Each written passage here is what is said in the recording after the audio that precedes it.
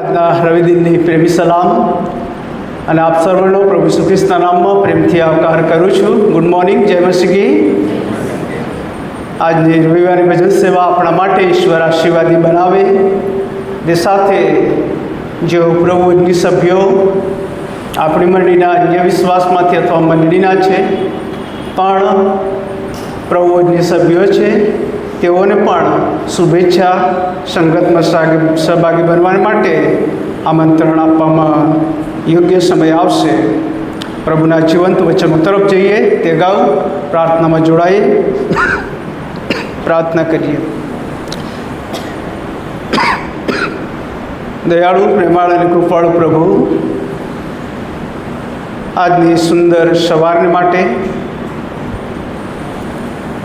પવિત્ર દિવસની ભેટને માટે તમારી એકબીજાની સંગત અને તમારી પવિત્ર મેજની સંગત અમે પ્રાપ્ત કરવા જઈ રહ્યા છે. એ બધાને યાદ કરતાં તમારો આભાર માનીએ છીએ. તે અગાઉ તમારું જીવંત પવિત્ર વચન અમારા સર્વને માટે પ્રભુ તમે આશીર્વાદિત બનાવજો. બોલનાર પાત્રને તમારા મધ્યસ્થની આડમાં તમે રાખો. મારા અશુદ્ધ હોઠને પ્રભુ તમે અડકો અને સ્પર્શ કરો અને યોગ્ય શબ્દો પ્રભુ તમે મારા મુખમાં મૂકો. આજે જ્યાં જ્યાં તમારું વચન આવી રહ્યું છે ને આવશે, તમામ જગ્યાઓનું પ્રભુ તમે પુષ્કળ આશીર્વાદિત બનાવો. પ્રભુ ઈસુ ખ્રિસ્તના નામમાં અમારી પ્રાર્થના સાંભળી સ્વીકાર કરો. આમેન. ઈશ્વરના વચન તરફ થોડો સમય આપણે જોવા માગીએ છીએ. નિર્ગમન 12મો અધ્યાય 1થી 28 વચનો આપણે વાંચ્યા. પત્રોમાંથી 1 કોરિન્થી 11મો અધ્યાય 23મા વચનથી 34મા એટલે કે અંત સુધી પ્રભુનું વચન વાંચ્યું. અને ત્યારબાદ માથીની સુવાર્તા 26મો અધ્યાય અને તેના 17મા વચનથી અંત સુધી પ્રભુનું વચન વાંચ્યું. ત્રણેય શાસ્ત્ર ભાગો અને બીજા શાસ્ત્ર ભાગોને કેન્દ્રમાં રાખીને પ્રભુના વચનો તરફ આપણે જઈશું. પાસ્કા પર્વ અને પ્રભુ ભોજન. પાસ્કા પર્વ અને પ્રભુ ભોજન ખૂબ મહત્ત્વના છે. એક રીતે લાગે કે બંને અલગ છે, પરંતુ ખરા અર્થમાં આ એક છે. પાસ્કા પર્વ એ ઘણા બધા વર્ષો પહેલાં ઈશ્વરે ઇઝરાયલને મિસ્રની ગુલામીમાંથી બહાર કાઢીને એની ઉજવણી કરતું પર્વ અને ઈશ્વરે જે ચોક્કસ પ્રકારનો કરાર તેમની સાથે કર્યો એનું પ્રતીક બતાવે છે. અને ઘણા બધા લાંબા સમય પછી, એટલે કે પોતે ઈશ્વર આ જગતમાં આવ્યા પુત્રના રૂપમાં, અને ત્યારબાદ એ જ પાસ્કાના વિધિમાં પાસ્કાના તત્વોને હાથમાં લેતા પ્રભુ ઈસુ ખ્રિસ્ત પોતાનો નવો અર્થ દાખલ કરે છે. અને માટે પાસ્કા પર્વ અને પ્રભુ વચન બંને પર્વો ખૂબ અગત્યના મહત્ત્વના છે.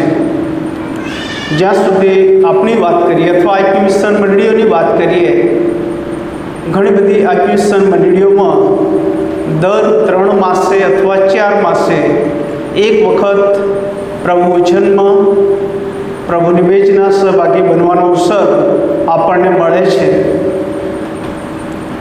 ગુડ ફ્રાઈડેના આગલા દિવસે, ત્યારબાદ જુલાઈ માસના પ્રથમ કે બીજા રવિવારે, આજે પ્રથમ રવિદિને, ત્યાંથી વિશ્વ પ્રભુ વચન હોય ઓક્ટોબર માસનો પહેલો રવિદિન ત્યારે, અને જાન્યુઆરીના પહેલા રવિવારે, લગભગ 4 વખત આ રીતે પ્રભુની મેજના સહભાગી આપણે બનીએ છીએ.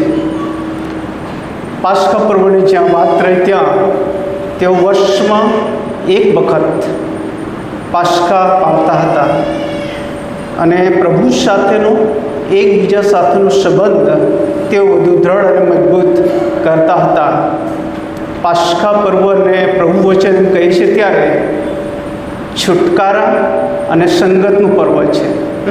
પાસ્કા પર્વ અને પ્રભુ ભોજન, છુટકારા અને સંગતનું પર્વ છે. બંને ખૂબ મહત્ત્વના છે, અગત્યના છે. બંને વચ્ચે અનેક પેઢીઓ અથવા અનેક વર્ષો વીતી ગયા, તેમ છતાં આજે પણ ખ્રિસ્તી મંડળી માટે, ખ્રિસ્તી મંડળીના ઇતિહાસને માટે આ પર્વ ખૂબ અગત્યનું છે. અને માટે જ જ્યારે આ અવસર ઈશ્વર આપણને આપે છે, ત્યારે કુટુંબ સાથે, આનંદ સાથે, પૂરી તૈયારી સાથે પ્રભુના ઘરમાં પ્રભુની મેજ પ્રાપ્ત કરવા માટે આપણે તૈયાર થઈને આવીએ. અને માનું છું કે ઘણા બધા વાલાઓ એ રીતે આજની ભજન સેવામાં આજે ઉપસ્થિત છો, આવ્યા છો, અને આશીર્વાદ ઈશ્વર તમને આજે આપશે. નિર્ગમનના પુસ્તક સંબંધી આપણે જોઈએ છીએ ત્યારે 40 અધ્યાયની વાત આવે છે. પહેલાં જ અધ્યાયમાં આપણે જોઈએ છીએ કે 70 યાકૂબના જે 12 દીકરા હતા, એમના 70 પરજન મિસ્રમાં આવે છે. એક એવો સમય ગયો કે મિસ્રમાં એમને માટે અને સમગ્ર મિશ્રણ માટે એ ભારે દુકાળમાંથી વિપુલતાનો સમય આપ્યો અને તેઓ પુષ્કળ વધ્યા. અને ત્યારબાદ યુસુફ મરણ પામ્યો, યાકૂબ મરણ પામ્યો, તે સમયનો ફારૂન રાજા મરણ પામ્યો. પછી એક બીજી પેઢી આવી, બીજો રાજા આવ્યો ફારૂન હસી, જે પ્રભુને પ્રભુના લોકોને ઓળખતો નહોતો. અને જ્યારે તેઓ વધતા હતા માટે ઇસ્રાયેલ પર દમન ગુજારવાનું શરૂ કર્યું, સંકટો લાવવાનું શરૂ કર્યું, પુષ્કળ વેટ એમના પર નાખવામાં આવી. 2 સ્થળો હતા, રામસેસ અને ગોસેસ. અને બંને સ્થળો ઇસ્રાયેલ માટે ખૂબ મહત્ત્વના હતા, પરંતુ એ બંને સ્થળોની અંદર નવો આવેલો ફારૂન કે જેમણે મોટા મોટા જાણે કે વખારો બનાવ્યા, વેરહાઉસ ટાઈપ બનાવ્યા, અને ત્યાં કેટલીક બાબતો સંગ્રહ પણ કરી અને ઇસ્રાયેલ લોકોને સખત ત્યાં વેટ કરાવી બંને વિસ્તારોમાં. અને વેટની પરાકાષ્ઠા એટલી હદ સુધી વધી કે ઇસ્રાયેલ પુત્રોએ પોતાના ઈશ્વરને પોકાર્યા અને ઈશ્વરે તેમની સામું જોયું. પહેલા અધ્યાયથી 3જા અધ્યાયની આ વાત છે. જો બીજા અધ્યાય તરફ આપણે જઈએ ત્યારે મૂસાનો જન્મ, 3જા અધ્યાય તરફ જઈએ છીએ ત્યારે મૂસાને ઈશ્વરની ઓળખ અને સેવાને માટે તેડું. અને ત્યાર પછી 4થા અધ્યાય તરફ આપણે જઈએ છીએ ત્યારે 40 વર્ષ સુધી મૂસા મહેલમાં મોટો થાય અને ત્યાર પછી મિદ્યાન ચાલ્યો જાય છે. 2 મર્ડર થયા એના પછી મિદ્યાન ચાલ્યો જાય છે. 40 વર્ષ મિદ્યાનમાં રહે છે અને ઈશ્વર તેને તૈયાર કરે છે.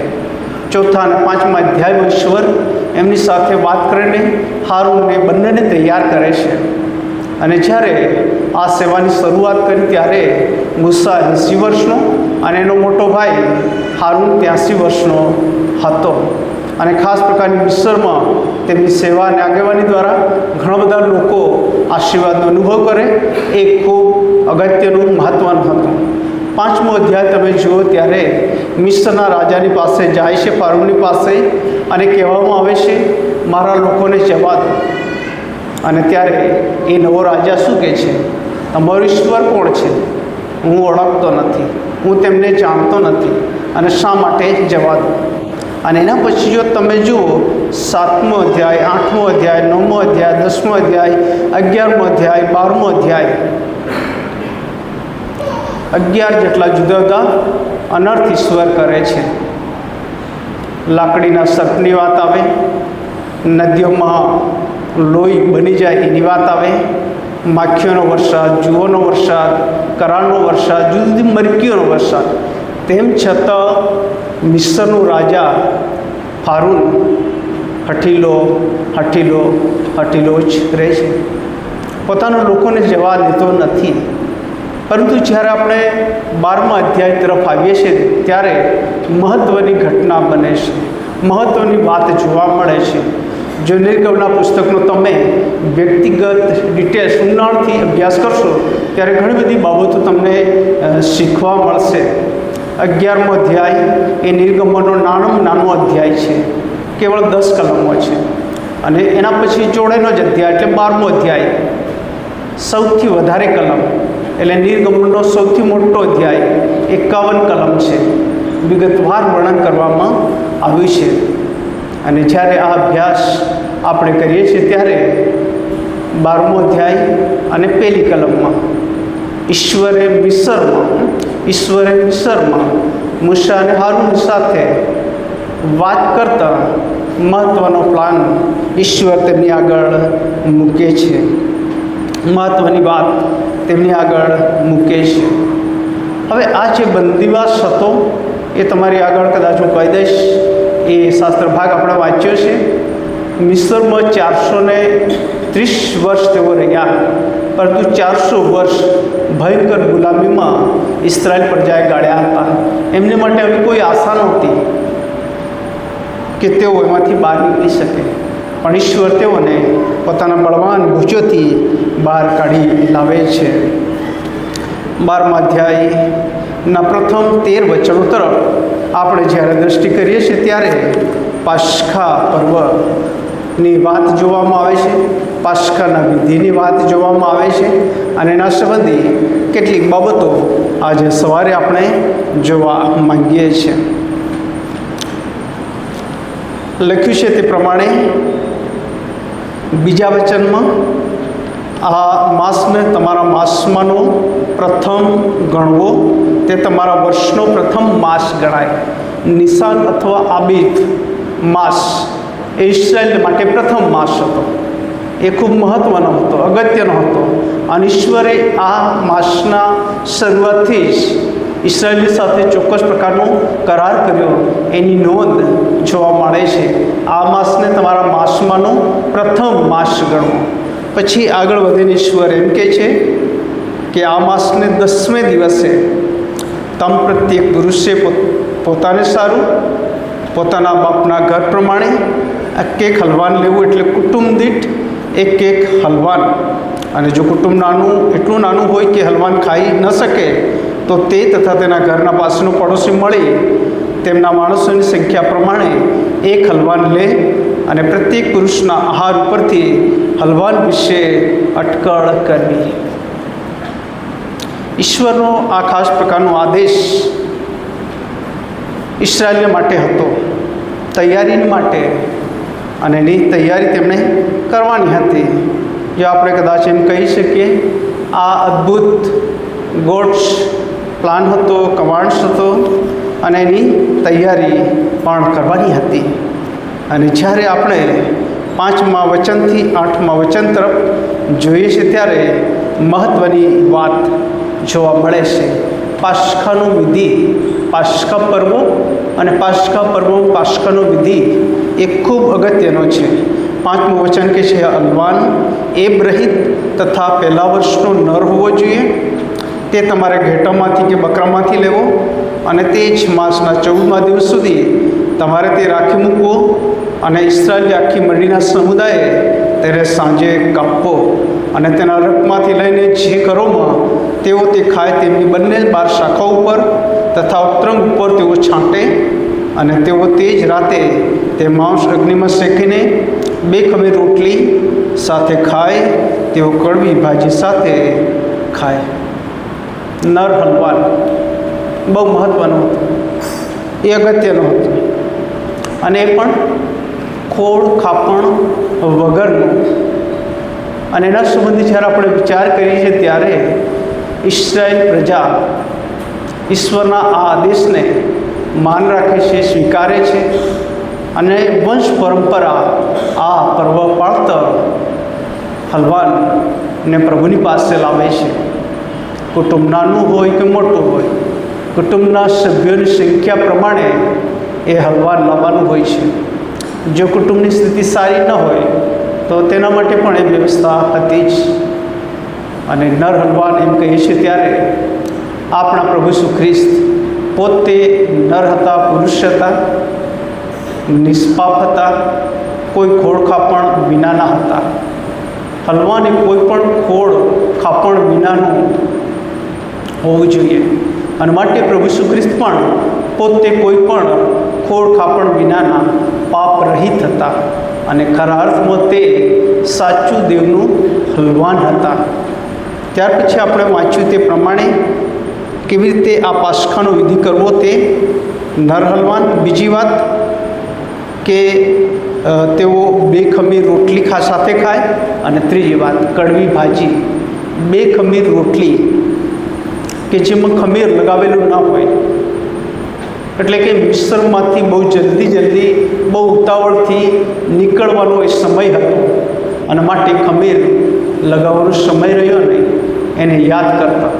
કડવી ભાજી મિશ્રના તમામ પ્રકારના કષ્ટદાયક એ દુઃખો, મુશ્કેલીઓ, કડવા દુઃખો અને એને યાદ કરતાં કડવી ભાજીનો ઉપયોગ કરવામાં આવતો હતો.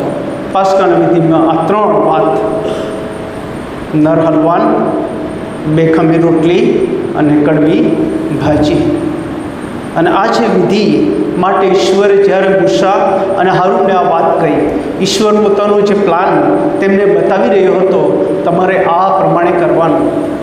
અને એ હલવાને તમારે 10મા દિવસે રાખવાનું અને છેક 14મા દિવસે સાંજે 14મા દિવસે સાંજે એને કાપવાનું. રાઈટ. પ્રભુ ઈસુ ખ્રિસ્ત પોતે આ જગતમાં જ્યારે બલિદાન થયા ત્યારે સવારે 9 વાગ્યે પ્રભુ ઈસુ ખ્રિસ્તને વધસ્તંભ પર ચડી દેવામાં આવ્યા અને બપોરે 3 વાગ્યે પ્રભુ ઈસુ ખ્રિસ્તનું મરણ થયું કે જે સમય એ બલિદાન ચડાવવાનો સમય હતો. સેમ ટાઈમ આ જે પાસકાનું હલવાન એ ખૂબ અગત્યનું હતું અને એને 10મા દિવસથી 14મા દિવસ સુધી રાખી મૂકવાનું હતું. અને માટે ઈશ્રાયેલ પુત્રો આગળ આપણે વાંચીશું તે પ્રમાણે કરે છે. અને પ્રભુ ઈસુ ખ્રિસ્ત પોતે પણ સમગ્ર માનવજાતને માટે વિશેષ જેઓ પોતાના પર વિશ્વાસ કરે છે તેઓને માટે બલિ થઈ ગયા સાંજે અર્પણની વેળાએ જ. અને માટે આ પાસખાનું વિધિ, આ પાસખાનું પર્વ કેવળ ઇઝરાયલને માટે મહત્ત્વનું હતું એમ નહીં, પરંતુ સમસ્ત વિશ્વના વિશ્વાસીને માટે આજે પણ તે એટલું જ અગત્યનું છે. ત્યાંથી જો આપણે આગળ જઈએ ત્યારે એ હલવાન ત્યારે જ મહત્ત્વનું બની જાય કે જ્યારે તેના રક્તનો ચોક્કસ રીતે ઉપયોગ કરવામાં આવે. હલવાન તો કોઈ પણ આપી દે, બલિદાન તો કોઈ પણ ચડાવી દે, પરંતુ ઈશ્વરનો આદેશ હતો કે એ નર હલવાનનો તમારે વધ કરવો 14મા દિવસે સાંજે કાપવું અને પછી તેનું રક્ત 12 શાખા પર, ઓતરંગ પર છાંટવું એ મુખ્ય દરવાજા પર, જેથી કરીને મરણનો દૂત જે રાત્રે આવે ત્યારે મરણનો દૂત એ ઘરને ટાળી મૂકે અને બાકીનાનો નાશ થઈ જાય. ઈશ્વરની આ દિવ્ય અને ભવ્ય યોજના ઇસરાયેલને માટે હતી અને એ પ્રમાણે ઇસરાયેલ લોકોએ કર્યું. ખ્રિસ્તમાં વાલા ભાઈ બહેનો, જે ઘરોના 12 શાખ પર, ઓતરંગ પર એ પવિત્ર રક્તનો છંટકાવ હતો, મરણનો દૂત ત્યાં પ્રવેશ કરી શક્યો નહીં, પરંતુ મિસર અને ફારૂનું સૈન્ય એમના ઘરો પર ઈશ્વર મરો લાવ્યો. અને બહુ મોટો વિલાપ, આ શબ્દ બહુ વિલાપ થઈ રહ્યો એવું લખવામાં આવ્યું છે. બહુ મોટો એ વિલાપ મિસરમાં થઈ રહ્યો હતો. અત્યાર સુધી એ રોકડ, વિલાપ ને દુઃખ ને કષ્ટો ઇસરાયેલ પ્રજાએ સહન કર્યા, વેઠ્યા અને એમાંથી તેઓ પસાર થઈ રહ્યા હતા. પરંતુ આ એક સમય છે કે મિસ્રીઓ એનો ભોગ બન્યા છે અને પ્રભુના જે લોકો છે એમના દૂત એ રક્ત દ્વારા બચાવ થાય છે. અને માટે આજે પણ ઈશ્વરનું પવિત્ર રક્ત, ઈશ્વરનું નિર્દોષ નિષ્કલંક રક્ત, જેમ હિબ્રુઓનો લેખક કહે છે તે પ્રમાણે ઘેટાં અને બકરાઓનું જે લોહી છે એ પાપો દૂર કરવા માટે સમર્થ નથી, પણ આપણા પ્રભુ ઈસુ ખ્રિસ્ત નિર્દોષ, નિષ્કલંક છે, પવિત્ર છે. એનું પવિત્ર રક્ત તે તમારા હૃદયોને તારે છે, બચાવે છે. અને આ દિવસોમાં તમારા મારા જીવનો પર, તમારા મારા હૃદયો પર પ્રભુ ઈસુ ખ્રિસ્તના રક્તનો છંટકાવ થવો જોઈએ. તો જ ખરા અર્થમાં એ મારી નખાયેલું દેવનું બલવાન આપણા માટે અગત્યનું નીવડશે. પ્રભુ ઈસુ ખ્રિસ્ત સમગ્ર માનવજાતને માટે આવ્યા, સમગ્ર માનવજાતને માટે પવિત્ર વધસ્તંભ પર બલિદાન થયા. ત્યાં સુધી એ અગત્યનું છે એવું નહીં, પણ એનાથી વધારે અગત્યનું તેનું જે પવિત્ર રક્ત છે, એ પવિત્ર રક્તનો છંટકાવ હૃદયો અને મનો પર થાય અને એવા હૃદયો અને મનો પરિવર્તિત બનીને નિર્મળતા તરફ પાપ રહિત જીવન જીવીને પ્રભુના મહિમાને સારું જીવે, એ ખૂબ અગત્યનું હતું. શારીરિક મરણ છે, પરંતુ આધ્યાત્મિક મરણ આ પવિત્ર રક્તથી બચાવ કરે છે. ફરીથી કહીશ, શારીરિક મરણ છે, પરંતુ પવિત્ર રક્ત દ્વારા આપણને આધ્યાત્મિક મરણથી ઈશ્વર બચાવે છે. અને માટે જેઓ એક વખત મરણ પામે છે, 2 વખત જીવે છે, અને જેઓ એક વખત જીવવા માંગે છે, 2 વખત મરણ પામે છે. કઈ રીતે? જગતમાં છે, પ્રભુની ઓળખ વિનાના છે, શારીરિક મૃત્યુ તો આવવાનું છે. પ્રભુની ઓળખ પ્રાપ્ત કરી નથી, ત્યાર પછી બીજું મરણ આવશે, આધ્યાત્મિક મરણ. અને માટે ઈશ્વર આપણને માનવી જીવનની મુસાફરી એ માટે આપી છે કે એમાં જ આપણે તૈયારી કરીને આધ્યાત્મિક જીવન તરફ આગળ વધીએ અને પ્રભુ આપણને સહાયની મદદ કરશે. ત્યાંથી જો તમે 14મા વચનથી 20મા વચન તરફ જુઓ, ત્યારે ત્યાં મહત્ત્વની બીજી વાત આપણને જોવા મળે છે. 2 ખમીર રોટલીનું પર્વ, પાસ્કા પર્વ. ફરીથી કહીશ, ઇસ્રાયેલ પુત્રોને માટે આ પર્વો ખૂબ અગત્યના હતા. લેવીનું પુસ્તક 23મો અધ્યાયનો તમે અભ્યાસ કરજો. વિશેષ 4થી કલમથી 8મી કલમ સુધી આની નોંધ છે. અને ઇસ્રાયેલ પુત્રોને માટે 7 પર્વો તો મહત્ત્વના હતા જ, પરંતુ 3 પર્વો અતિ મહત્ત્વના હતા. દુનિયાના ખૂણામાં હોય તો પણ તેઓ પોતાના વતનમાં આવતા. પાસ્કા પર્વ, 2 ખમીર રોટલીનું પર્વ અને માંડવા પર્વ, આ 3 પર્વો માટે વતનમાં તેઓ આવતા અને તેની ઉજવણી કરતા હતા. પાસ્કા પર્વ સંબંધી કેટલીક વાત જોઈએ. હવે 2 ખમીર રોટલી, એમ આપણે કહીએ છીએ તો એ શું? 2 ખમીર રોટલીનું પર્વ શા માટે અગત્યનું હતું? અને તેના માટે વચન આપણે વાંચ્યું તે પ્રમાણે 15મા વચનથી જોઈશું. 7 દિવસ તમારે 2 ખમીર રોટલી ખાવી. પહેલા જ દિવસથી તમારે તમારા ઘરોમાંથી ખમીર દૂર કરવું, કેમ કે પહેલા દિવસથી તે 7મા દિવસ સુધી જે કોઈ ખમીર રોટલી ખાય તે માણસ ઇસ્રાયેલમાંથી નાબૂદ કરાશે. અને પહેલે દિવસે તમારે પવિત્ર મેળાવડો ને 7મે દિવસે પવિત્ર મેળાવડો ભરવો. તેઓમાં કંઈ કામ ન કરવું, કેવળ પ્રત્યેક માણસને ખાવાની જરૂર હોય તેટલું જ તમારે કરવું. અને તમારે 2 ખમીર રોટલીનું પર્વ પાળવું. અને તમારે 2 ખમીર રોટલીનું પર્વ પાળવું. પછી લખવામાં આવ્યું છે તે પ્રમાણે 18મું વચન, પહેલા માસના 14મા દિવસની સાંજથી માંડીને તે માસના 21મા દિવસની સાંજ સુધી તમારે 2 ખમીર રોટલી ખાવી. 7 દિવસ તમારા ઘરોમાં કંઈ પણ ખમીર રહેવું ન જોઈએ, કેમ કે જે કોઈ ખમીરી વસ્તુ ખાય તે માણસ ઇસ્રાયેલી જમાતમાંથી નાબૂદ કરાશે, પછી તે પરદેશી હોય કે દેશી હોય. 2 ખમીર રોટલીનું પર્વ, મિસ્રની જે ગુલામી છે એમાંથી ઝડપથી તેમને નીકળવાનું હતું અને આ પર્વ પાડવાનું હતું. 14મા દિવસે હલવાન કાપવો અને ત્યાંથી લઈને બાકીનું આખું એક અઠવાડિયું ખમીર દીધા વિનાની રોટલી ખાવી. 21મા દિવસ સુધી આ રીતે આ પર્વ પાળવાનું હતું. અને માટે આ પર્વ ખૂબ અગત્યનું, મહત્ત્વનું છે. આજે આપણે જોઈએ છીએ કે ઈસવીસન 70માં ટાઇટસે યરુશલેમના મંદિરનો નાશ કર્યો. આજ સુધી મંદિર બંધાયું નથી અને ઘણા બધા ઇસરાયેલી લોકો આજે પણ આ પાસ્કા પર્વ પાળે છે. મંદિર નથી, પરંતુ પાસ્કા પર્વ એ કરારના વિધિને સ્થાન આપે છે, અગ્રસ્થાન આપે છે. તમે ને હું પ્રભુની સંગતના સહભાગી પ્રભુના આવતા સુધી આપણે બનવાના છે. કેમ કે ઈશ્વરનો આદેશ છે. પાસ્કા અને પાસ્કા પર્વ આ ખૂબ અગત્યનું, મહત્ત્વનું ઇસ્રાયેલ માટે હતું. એની સાથે બે ખમી રોટલીનું પર્વ પણ તેઓને માટે ખૂબ અગત્યનું હતું. આ પર્વ છુટકારાનું પર્વ, એ સાથે પ્રતિકાત્મક રીતે બે ખમી રોટલી હતી અને સુવાર્તા અથવા ઈશ્વર સાથેના સંબંધની વાત પણ તેમાં જોવા મળે છે.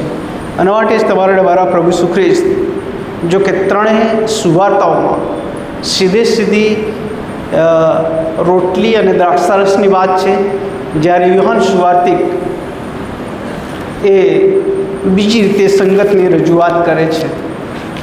અને પ્રભુ ઈસુ ખ્રિસ્ત જ્યારે પાસ્કા પોતાના શિષ્યોને ખાવાના માટે ઈચ્છા હતી, ત્યારે છેલ્લા દિવસોમાં પ્રભુ ઈસુ ખ્રિસ્ત શિષ્યોને કહે છે કે તમે ફલાણી જગ્યાએ જાઓ, આ રીતે તમને મેળી તૈયાર કરેલી મળશે. અને એ મેળી તૈયાર કરેલી મળે જ છે. અને પ્રભુ ઈસુ ખ્રિસ્ત તેઓની સાથે બેસે છે. અને તે અગાઉ પ્રભુ ઈસુ ખ્રિસ્ત તેઓને કહે છે, તમારામાંનો એક મને પકડાવશે, પરસ્વાધીન કરશે. અને ત્યારે એ શિષ્યોમાં ઉત્સુકતા જાગી, એ કોણ હશે? પ્રથમ વિચાર એવું થયું હશે, આ હશે, તે હશે, પેલો હશે. કોઈક રીતે આત્મતપાસની વાત આવી હશે, શું હું હોઈશ? અને યહૂદા ઇસ્કારીએ પણ પ્રભુ ઈસુ ખ્રિસ્તને પૂછી લયું. અને પ્રભુ ઈસુ ખ્રિસ્તે કહ્યું કે તે પોતે જ કહ્યું. અને યોગ્ય સમયે પ્રભુ ઈસુ ખ્રિસ્તને યહૂદા ઇસ્કારીઓત પર સ્વાધીન કરાવે છે. અને માથી 26:26 આપણે જોઈએ છીએ કે પ્રભુ ઈસુ ખ્રિસ્ત એ પાસ્કાના વિધિના તત્વો હાથમાં લે છે, રોટલી લે છે, માંગે છે, શિષ્યોને આપીને કહે છે, આ મારું શરીર છે, લો ખાઓ, આ મારું શરીર છે. પાસ્કાનો જે વિધિ, એમાં જે રોટલી હતી એ બહુ મહત્ત્વની હતી. અને એની સાથે પ્રભુ ઈસુ ખ્રિસ્ત આ જગતમાં આવે છે ત્યારે અનેક એવા ભૂખ્યા લાચાર લોકોને ચમત્કાર દ્વારા જમાડે પણ છે. અને અહીંયા શિષ્યો સાથેની સંગતમાં પ્રભુ ઈસુ ખ્રિસ્ત એમને આ છેલ્લું ભોજન, લાસ્ટ સપર જેને આપણે કહીએ, એ મેળીની અંદર પાડે છે. ત્યારે કહે છે, તત્વો આપીને રોટલી, આ મારું શરીર છે. ત્યાર પછી પ્યાલો હાથમાં લે છે અને કહે છે કે તમે સૌ એમાં પીઓ.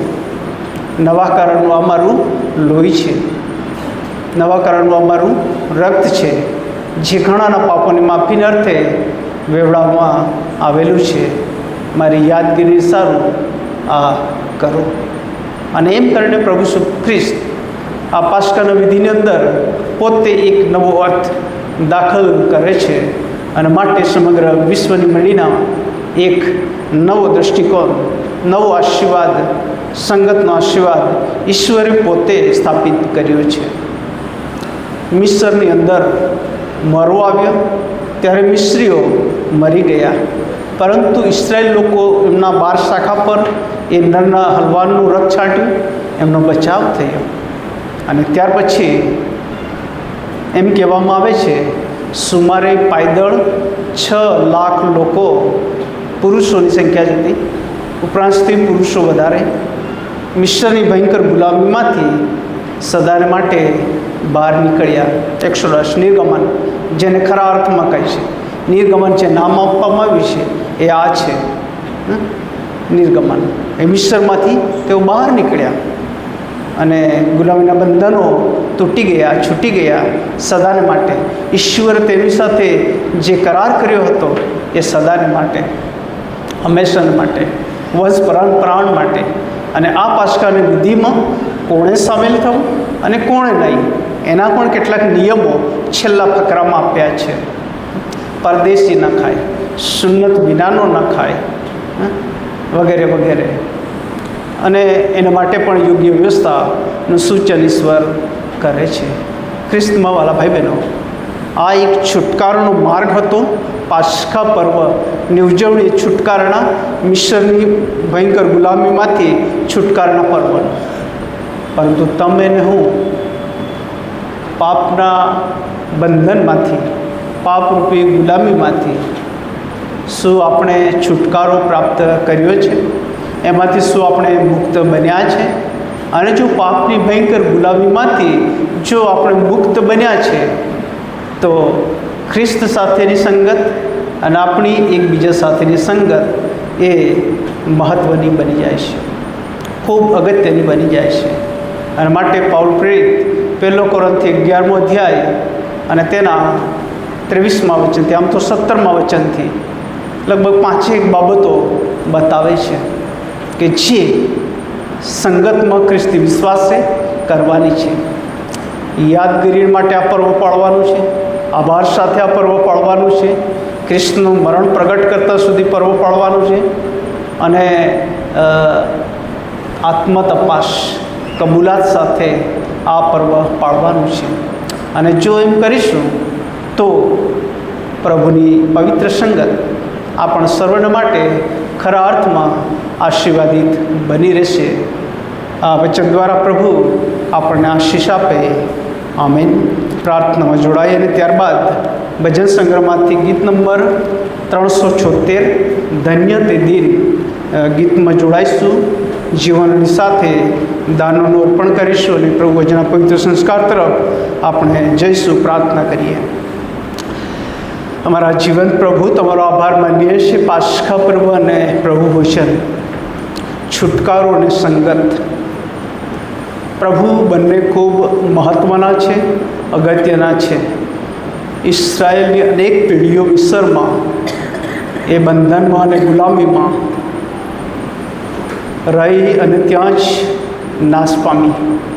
પરંતુ તમારા લોકોને પ્રભુ તમે યાદ કર્યા. ઇબ્રાહિમ, ઇસાકને, યાકૂબને પ્રભુ તમારું આપેલું વચન તમે યાદ કર્યું અને મિસરની 400 વર્ષની ગુલામીમાંથી ઇસરાયેલને પ્રભુ તમે તમારા બળવાન ભૂચોએ બહાર કાઢ્યા અને ખાસ વિધિ કરાર તેમની સાથે કર્યો. પાસ્કાનું વિધિ, બેખમીર રોટલીનું પર્વ અને વંશ પરંપરા. પવિત્ર ઈશ્વર એ પર્વ ઇસરાયેલ માટે અગત્યનું હતું. અને આ જગતમાં જ્યારે તમે આવ્યા ત્યારે શિષ્યોને પણ પ્રભુ તમે એ સંગતમાં સહભાગી બનાવ્યા અને એમાં પોતાનો એક નવો અર્થ દાખલ કર્યો. તમે પોતે અમારા માટે, સમગ્ર માનવને માટે જીવનની રોટલી બન્યા. તમારા પવિત્ર રક્ત દ્વારા અમારા હૃદયો, મનોને નિર્મળ કરવામાં આવ્યા, ચોખ્ખા કરવામાં આવ્યા. એ માટે કે અમે તમારી અને એકબીજાની સંગતમાં આનંદ, આશીર્વાદ અને પ્રેમનો અનુભવ કરી શકીએ. વચનને માટે હવે આભાર માનતા અમારી જાતોને તમારા હાથોમાં સોંપીએ છીએ. યેસુ અમારા પ્રભુના નામમાં અમારી પ્રાર્થના સાંભળી સ્વીકાર કરો. આમેન. 376 નંબરના ગીતમાં જોડાઈશું. ધન્ય તે દિન.